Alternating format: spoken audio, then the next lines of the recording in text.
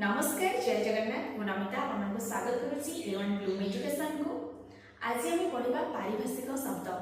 जो मैंने भी चैनल को देखुचे निहत सब्सक्राइब कर लाइक कर मन मन को शेयर कर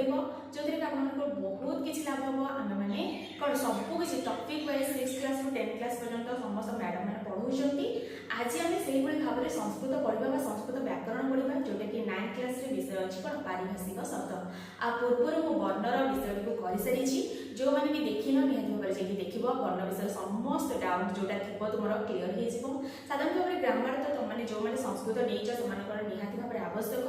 आउ 9 10 कौन +2 हो +3 हो जो मैंने भी आरएसटी हो सीएसटी हो कि बीएड एंट्रांस हो प्रिपरेशन कर मोस्ट इंपोर्टेंट हो कौन पारिभाषिक शब्द। तो आज हम पढ़ा पारिभाषिक शब्द आम कहीं पढ़ा कौन पढ़ा आ किसी उदाहरण देखा पारिभाषिक शब्दर मोस्ट माने इंपोर्टेंट जोटा कि कौन ना पारिभाषिक शब्द होची कौन कहीं आम व्यवहार करे ना व्याकरण में एमती किसी शब्द अच्छी जोटा कि कहले तुम मैंने जापर ना तार अर्थ बुझापी तुमको पारिभाषिक शब्द माने से शब्दर गोटे सूत्रर संक्षिप्तीकरण हो कौन पारिभाषिक शब्द से शब्दटी को आम जब सूत्र आकार में पढ़ा बहुत विस्तृत हो बुझी हेनी से संक्षिप्तीकरण करके सूत्रटा को आम कहुई जोटा कि आम बुझी न पार्थिबा भाया सूत्र ताकू संक्षिप्तीकरण करके आम पढ़े ताकू ही आम कहवा कौन पारिभाषिक शब्द आ पारिभाषिक शब्द जिते तुम टॉपिक गोटे आसो तादेह तुम मैंने लक्ष्य कर फास्ट अच्छी कौन मैंने रही अकृत्रिम ठीक अच्छे अकृत्रिम आ कृत्रिम अकृत्रिम कहले तुमने जान कारक गोटे उदाहरण दि तुमने बुक देख से कारक कहले तुम बुझीपार कि क्रिया सहित जहाँ साक्षात संबंध से कारक तो कारक रिलेटेड टी रोचे सूत्र से क्रिया नैतम कारकत्म तो से भाव में तुम बुझीपार सहजे कारक मान कौन क्रिया सहित जो संबंध थाए कि टी कहले गुण कहले तुमने साधारण भाव में बुझीपार ना तो से जो टी शब्दटी को गुण शब्दटी को आमको बुझापे यहाँ हूँ कौन ना यहाँ हूँ सूत्रर संक्षिप्तीकरण तो टी कहले कौन गुण कहले कौन आम जब से गुड़िक जानापी चाहिए माने यही शब्द गुड़िक कौन आम व्याकरण में बहुत भाव में व्यवहार जो जेहेतु व्यवहार आम जब पारिभाषिक शब्द मैंने तार अर्थटा बुझीपारानी तो आम प्रयोग कला असुविधा हम बुझा बेले असुविधा हम से कौन है एटी गुण एगुड़ा सब बुझापी आमको पारिभाषिक शब्द पढ़ाई पड़ो ठीक अच्छे मैं तुम जानपारे अकृत्रिम माने कौन मैंने जोटा आम सहजे बुझीपारे जो शब्द गुड़िक आम संस्कृत व्यवहार कर सहजे बुझीपारे आ कृत्रिम कहले कौन टी गुण कहले तार किसी अन्य अर्थ प्रकाश कर जोटा कि आम बुझीपारे से आम कौन करवा पारिभाषिक शब्द गुड़िक पढ़ा ठीक अच्छे तार पारिभाषिक शब्दर किसी माने इंपोर्टेंट बात स्वतंत्र अर्थ प्रकाश करने उद्देश्य एवं सूत्र मानकर कौन संक्षेपीकरण निमंते व्याकरण में अनेक पारिभाषिक शब्द व्यवहार देखा जाए जोटा मुझे कहली कौन से स्वतंत्र अर्थ प्रकाश करने उद्देश्य किसी गोटे स्वतंत्र अर्थ जमी टी कहले गोटे स्वतंत्र अर्थ प्रकाश कर गुण कहले गोटे स्वतंत्र अर्थ प्रकाश कर तो से गोटे स्वतंत्र अर्थ प्रकाश करने कौन ना जोटा कि सूत्रर संक्षिप्तीकरण गोटे सूत्र एत बड़ लिखा अपेक्षा मन रखा अपेक्षा आम सूत्र कौन ना सूत्र कौन करवा सूत्रर संक्षेपीकरण करने आम कौन करवा ये पारिभाषिक शब्द को व्यवहार जोटा कि टी गुण ठीक अच्छे तो व्याकरण में यही पारिभाषिक शब्द आम व्यवहार करें देखा किसी उदाहरण देखा पारिभाषिक शब्दर ठीक अच्छे तुमको बुझा पड़ुच कि निहत भाव में कह आउ जो मानक भी पढ़ा भल लगुए निहत भाव चैनल को सब्सक्राइब कर चलो देखा किसी उदाहरण एबे आमे तमनको बहिरे जो अच्छी फास्ट सूत्र अकथित अकथित कहले आमे कोन बुझिबा ना एहा एक प्रकार कर्मर संज्ञा एहा एक प्रकार कोन कर्मर संज्ञा अटे जोटा कि विकल्पक धातु मानकर गौण कर्म को अकथित कर्म कहा जाए ताले अकथित कर्म में कहा कहबा ना ए जो विकल्पक धातु मानकर गौण कर्म को अकथित कर्म कहा जाए ताले आमे बुझिबा फास्ट विकल्पक धातु आमे कहा कहबा किछि विकल्पक एंती धातु अछि जोटा कि वाक्य रे प्रयोग करले थ्रू याज पचदंड ए सब गुणे भाबरे किछि विकल्पक धातुर संख्या अछि किसी संख्यक विकल्पक धातु माने अछंती जोटा कि वाक्य रे जेते से माने प्रयोग हेबे सेठी कोन वाक्य रे दुईटी कर्म थिबो आ दुईटी कर्म थिले गौण कर्मटा को जे कि प्रधान कर्म नुहे आमे मनकर बाटरे चली जाउछे मामू घर को जाउछे बाटरे मामू घर को गला बेले आमे टिके कोन करछे माने बाटरे टिके मिठारे नउछे किबा किछि गोटे खाइ दउछे किबा आ परे भूली जाउछे एगुडा सब कोन एटा होछि हमर प्रधान कर्म नुहे बुलिबा खाइबा किछि नै कि जिबा एटा प्रधान कर्म नुहे हमर प्रधान कर्म होछि कोन ना मामू घर को जिबा सेही बडी भाबरे हम कोन करे गोटे काम कला बळे जदि आउ किछि काम सेते करि दिए ताले सेटा जो गौण कर्मटा सेटा कोन हिजबो गौण कर्म हिजबो जो एक्स्ट्रा काम हम कर देले ताको हम कोन कहबा ना गौण कर्म हम कहि दबा जेंति मामू घर गले हम मिठा नै गले मिठा निएबा न निए हम तो मुख्य उद्देश्य कोन मामू घर पहुंचबा किंतु से मिठाटा नै गले सेटा होछि गौण कर्म जेतेबेले बाकी रे दीटा कर्म थिबो गोटे हबो कोन गोटे गौण कर्म हबो आउ हबो मुख्य बा प्रधान कर्म से जो गौण कर्मटा ताको हम कहबा द्विकर्मक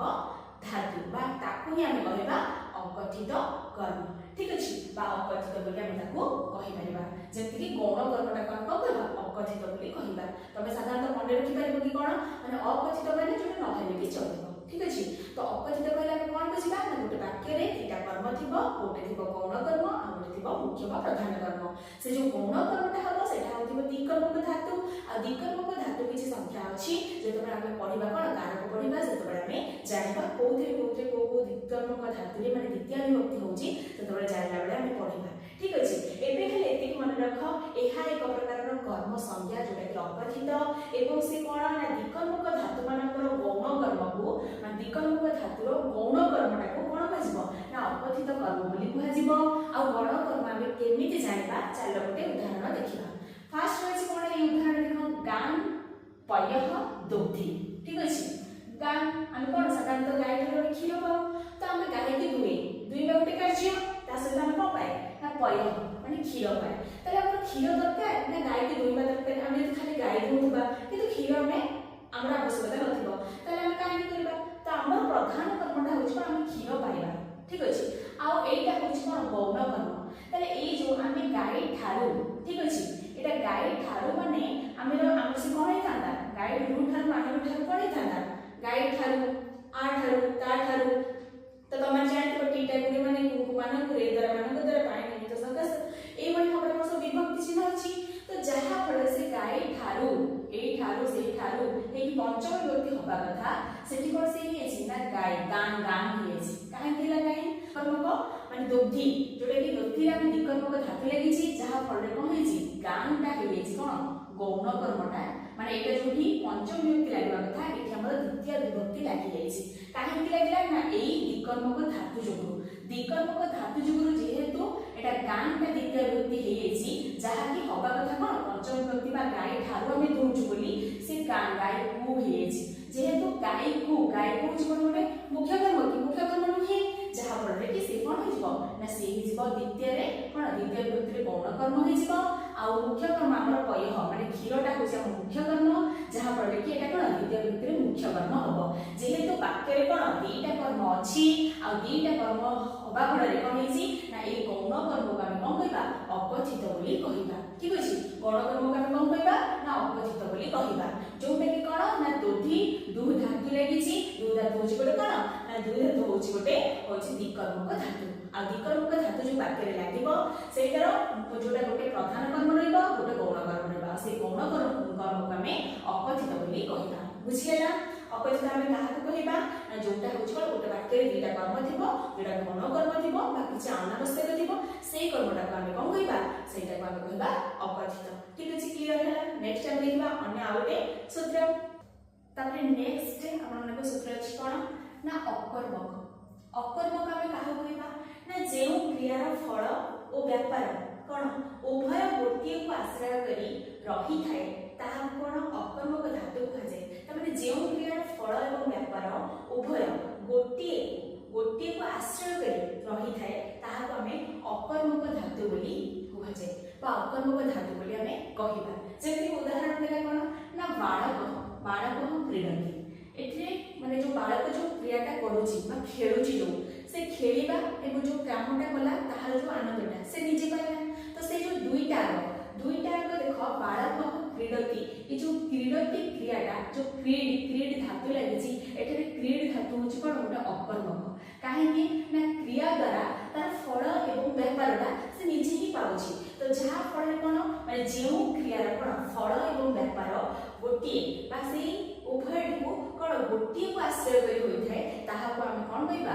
ताहा को हम कोन कहबा ना ताहा को हम कहबा अकर्मक ठीक अछि सेही एई कोने किछि क्रिया अछि जोटा कि हम अकर्मक क्रिया बोली कहि थाउ जोटा कि वाक्य रे प्रयोग होइले ताका हम ଅକର୍ମକ କହୁ ଯାହାର କି ଫଳ ଏବଂ ବ୍ୟାପାର ଉଭୟ ଯାକ ଗୋଟିଏ ଆଶ୍ରୟ କରି ହୋଇଥାଏ ତାକୁ ଆମେ କଣ କହିଥାଉ ନା ତାକୁ ଆମେ କହିଥାଉ କଣ ତାକୁ ଆମେ କହିଥାଉ ଅକର୍ମକ। ଯେମିତିକି କ୍ରୀଡ ଧାତୁ ହଉଛି କଣ ଗୋଟେ ଅକର୍ମକ କ୍ରିୟା ବା କ୍ରୀଡତି ହଉଛି କଣ ଗୋଟେ ଅକର୍ମକ କ୍ରିୟା। ଠିକ ଅଛି ବୁଝିହେଲା। ଏବେ ଆମେ ତୃତୀୟ ନମ୍ବର ସୂତ୍ରଟା ଦେଖିବା जोटा कि अच। अच ଆମେ କାହାକୁ କହିବା ନା ପ୍ରଥମ ମାହେଶ୍ୱର ସୂତ୍ରର ପ୍ରଥମ ବର୍ଣ୍ଣ ହଉଛି କଣ अ। ठीक अछि तमरे जानिथिबो माहेश्वर सूत्र अछि हम संस्कृत रे से माहेश्वर सूत्रर संख्या होछि 14 आ से बडे भाबरे माहेश्वर सूत्र जेंति अयम रुल्लो केयो केयो छयबरट लण यमगणना झमन गडदस जबगडदस खपचतत ए बडे भाबरे पूरा रहिछि कोन ना 14 टा माहेश्वर सूत्र रहिछि आ से माहेश्वर सूत्रर प्रथम सूत्र जोटा प्रथम माहेश्वर सूत्रर प्रथम वर्ण होछि कोन अ। से बडे भाबरे चतुर्थ माहेश्वर सूत्र जोटा कि रहिछि कोन ना चतुर्थ माहेश्वर सूत्रर चतुर्थ वर्ण जोटा कि लास्ट वर्णटा होछि कोन च। हम देखिबा उदाहरण रे माहेश्वर सूत्रर प्रथम वर्ण होछि कोन प्रथम वर्ण होछि अ आ प्रथम सूत्रर एटा होछि प्रथम वर्ण। से बडे भाबरे चतुर्थ नंबर सूत्र होछि कोन अयोज। अयोज रे लास्ट होछि कोन च। तो माने जानिबा आगो गले कि प्रत्याहार गोटे बना हुए जोटा कि प्रत्याहार वर्ण केमति हुए ना प्रथम सूत्रर प्रथम वर्ण एवं शेष वर्ण माने कोन जे कोन सूत्रर तमे धर अ होइताओ इति क लास्ट वर्णटा फलंत वर्णटा नै जिवो ताले गोटे प्रत्याहार बनि जिवो। तो सेही भली भाबरे माहेश्वर सूत्रर प्रथम सूत्र जोटा रहिछि कोन अयुन तो तार अ एवं चतुर्थ नंबर सूत्र जोटा कि रहिछि कोन अयोज तार चक नै गोटे प्रत्याहार गठन करा हिजी अच। आ ए अच ता होछि कोन ना माहेश्वर सूत्र जो 14 टा सूत्र रहिछि तार जो चारोटी सूत्र प्रथम रु कोन सब जाक होउछन्ती कोन से वर्णटा होछि स्वर वर्ण। आ हमें अच कहले बुझिबा कोन ना अ ठारू च पर्यंत जो सूत्र रहिछि माने सूत्र रे जेतटी वर्ण रहिछि त माने अ ठारू च पर्यंत सूत्र रे थिबा वर्ण गुडिक सबुतक होछि कोन अच संज्ञक आ अच कहले आमे बुझिबा कोन माने स्वर वर्ण। तो माहेश्वर सूत्र 14 टा जो रहिछि तार प्रथम सूत्र रु चतुर्थ नंबर सूत्र पर्यंत केवल